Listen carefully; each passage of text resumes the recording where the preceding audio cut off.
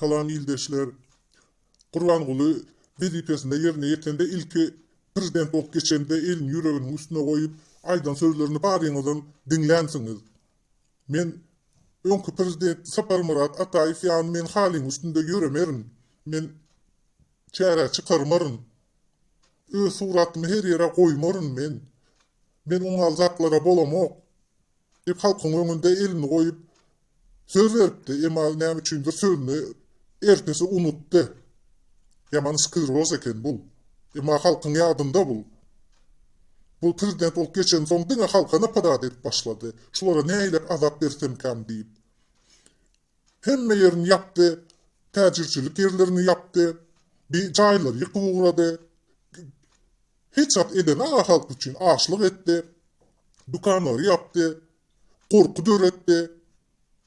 Özünü öldürjekler diýip 24 saat özünü öldürüp oturýar telewizorda. 24 saat. 3 saat programı var Türkmenistanda. Haýsyny atsaňam şunu öldürüp durandyrlar ýalakalar. Ýa-da şunun atda gezip ýörenini, aktyklary bilen velosipedde aýlanyp ýörenini görkezip durandyr. Aç halkyň öňünde diňe şo zatlar görkezip oty. Aýdym aýdyp berip oty aç halka. Näme halk seni kitabyň bilen aýdymdan doýur etýäniň. Onu sen öz yalan kitap bilen yalan aýdymlaryňy öz maşgalaryňa aýdyp ber, onu maşgalaryňa paýla kitaplaryňy. 24 saat telewizorda özüňi öldürüp durmada köýne kinolary we çağalar üçin görkezmäne zat ber. Dine sen ýüzüň görüp durmaly hemme ýerde. Ýerden akşama çeýini çäre gatnamaly.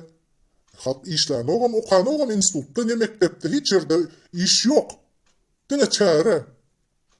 Bir ýere gitmeli, bir ýere açylmaly. Çäre. Halk ýadady senden.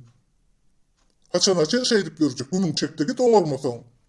Senin bar eden zadyň öz bajylaryňa korrupsiýany döretdirdiň. Hemme ýerini zahwaty etdi senin tohum tiýjin, ýegenleriň, çağalaryň, bajylaryň zahwatyl.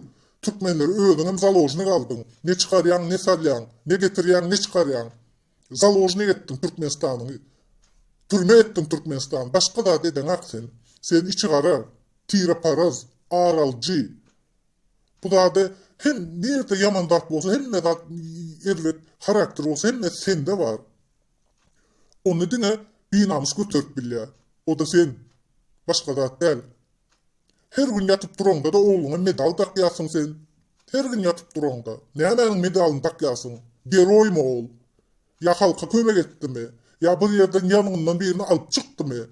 Nämeň medalını takyarsın? Özüňi işe goýarsın, özüňi işden aýyrýarsın.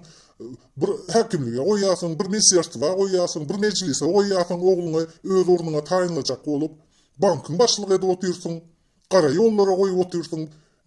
Her gün bir ýere goýarsın, her ýylda oğluň taýinlajak bolup. Oğluň geçen ak sen özüň oňurdunmy sen Türkmenistany gemirdiň, gäşediň.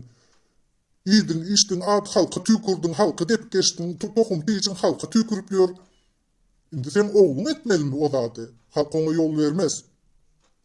Haýtam näme üçin çykyş etýärler, näme üçin mitin etýär, näme üçin aktivistler YouTube'da gürleýär, näme üçin otayda gürleýär dip ýyna adam goýarsyn, oturup pikir eden akşular näme üçin şeýtdiýär diýip.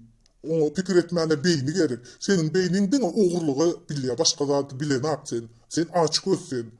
Türkmenistany uğratdyň sen, uğraýak sen, kara bulut sen, Türkmenistana gelen kara bulut. Başka hiç zat. Halk senin oğluňy saýlar etýär şundan soň. Oğlum senin näme bilýär? Länlimiň senin näme bilýär? Gürlemäni bilen aga sen ýanyp, iki gep çatmagyny bilen aga. O hemçi prezident bolsun.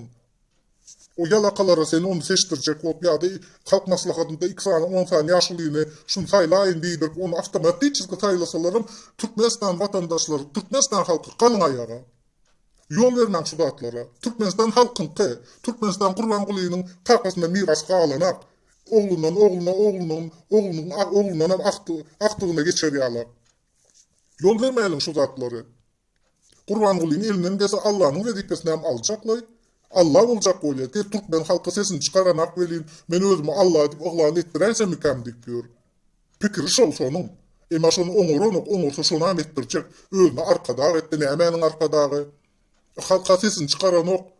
Men Allah diýsem hem ynanyr etýär. Onyan bolanok sen elimden her zat gelen otdur senin her zat gelýär elimden. Samalyota çensilerini otluyorsun halka aldap. Eline pistolet al tak oynatıyorsun. Çağalıkta oynamadygyny bilse bir sürüplüyorsun. Sen utanan yok mu? Sen halk için hiç adam eden hakkında özün için. Özünü reklama edip bütün dünya gülkünç oldun. Başka da eden yok. Daşar yurtta yaşayan Türkmenlere daha işte etken bizim ne ölüyümüzü ne dirimizi epik ya. Biz Türkmen vatandaşı. Şonun için bizim hakkımız var saylov etmene. Saylova katnaşmana. Bir ne edven bolsa şonu yola koymalı. Üşüp şonu yola koyalım vatandaşlar. Bir demokrat devlette yaşayarız. Her devlette de var. Daşar yurtta yaşayanlar saylova katnaşaymalı. Kimin ne el fikri var olsa yazın aşağıda komentaride. Çekinmeyin. Yok